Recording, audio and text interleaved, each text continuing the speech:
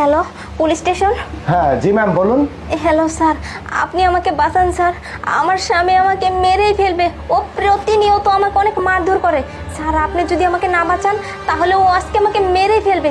Please sir, আপনি কিছু একটা করুন। আচ্ছা ঠিক আছে ম্যাডাম, আপনি কোনো চিন্তা করবেন না। আপনি শুধু এক কাজ করেন, আপনার যে ঠিকানাটা সেটা পাঠিয়ে দেন, তারপরে আমি দ্রুত ব্যবস্থা করছি আপনাকে সেভ করার। স্যার 5 নাম্বার রোড আর 2 নাম্বার বাড়ি, ওই যে রং করা বাড়িটা ওইটাই। হ্যাঁ ম্যাডাম ঠিক আছে, আপনার ঠিকানাটা আমি নোট করে নিচ্ছি, সমস্যা নাই। এই শামীম, গাড়ি বের করো তো।